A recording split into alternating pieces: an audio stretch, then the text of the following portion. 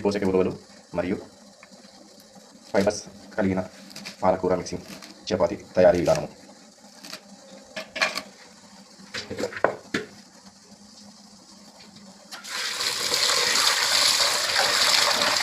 పాలకూర చక్కగా కట్ చేసుకొని నీటిలో బాగా కడిగి పాలకూరని వేడి చేసుకోవాలి. దీని ద్వారా దీన్ని పాలకూరలో ఉండే మట్టిని తొలగించవచ్చు. పాలకూరను సపరేట్ చేసుకోండి.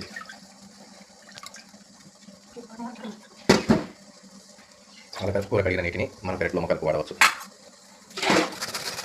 పాలకూరతో పాటు బీట్రూట్స్ని కూడా సన్నగా తరిగి చపాతీ పిండిలో పాలకూర మరియు బీట్రూట్ తరుగును కలిపి చపాతీ తయారు చేయడం వల్ల చపాతీ చాలా స్మూత్గా ఉండి రుచికరంగా ఉంటుంది. పిల్లలు దీన్ని ఇష్టంగా తింటారు. సపరేట్గా పాలకూర బీట్రూట్ తినాలంటే పిల్లలు మారం చేస్తారు. అలాంటి పిల్లల కోసము పోషక విలువలతో కూడిన పాలకూర బీట్రూట్ మిక్స్ చేయబడిన చపాతీని తయారు చేసి పిల్లలకు తినిపించడం. స్టీమ్ చేయడంలో స్వీట్ పొటాటో ఆవిరి పట్టించడం ద్వారా ఉడికించవచ్చు. సో వీటిని తినడం వల్ల ఇలా చేయడం వల్ల స్వీట్ పొటాటోలో ఉండే పోషక విలువలు. సో స్వీట్ పొటాటోలో ఫైబర్ ఇచ్చే ప్రోటీన్స్, కార్బోహైడ్రేట్స్ ఉంటాయి. వీటిని చక్కగా టిఫిన్ సప్లిమెంట్గా, బ్రేక్ఫాస్ట్ సప్లిమెంట్గా ఇచ్చేయచ్చు. సో అలా కట్ చేసుకున్న బీట్రూట్ను మరియు పాలకూర తరుగును కొద్దిసేపు మంట సిమ్లో ఉంచి చక్కగా మరిగించుకోవాలి. అవసరమైతే కొంచెం ఒక టీ స్పూన్ ఆయిల్ వేసి మరిగించడం ద్వారా పాలకూర చక్కగా మరుగుతుంది. సో అసలు ఫైబర్తో కూడిన పెద్ద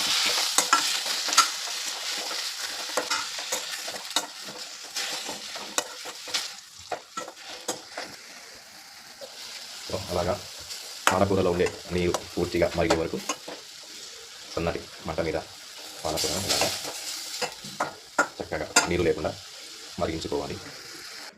చపాతీ పిండి తీసుకొని అందులో తగినంత ఉప్పు కలపాలి. సో దీనిలో బాగా మరిగించిన పాలకూరను ఇలా చపాతీ పిండిలో కలపాలి. బీట్రూట్ను కూడా ఇలా చపాతీ పిండిలో కలిపేసి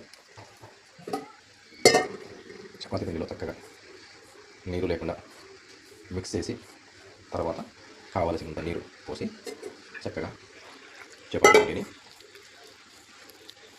రెడీ చేసుకొని ఉంచుకోవాలి. చపాతీ పిండి కలిపేటప్పుడే కలర్ఫుల్గా, అట్రాక్టివ్గా గ్రీన్ రెడ్ కలర్తో చాలా చక్కగా నోరు ఊరించేలాగా ఉంది. ఇలా ఆకుకూరలు ముఖ్యంగా పాలకూర మరియు బీట్రూట్ కలిపిన చపాతీ పిండి కలిపి సిద్ధంగా ఉంచి 10 నిమిషాల పాటు అలాగే ఉండాలి. చపాతీ పిండిని చక్కగా ఉండలుగా చేసి చపాతీ తయారు చేసుకోవాలి.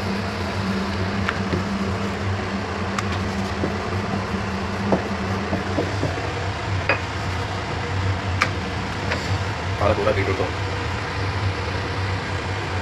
చపాతీ సిద్ధం.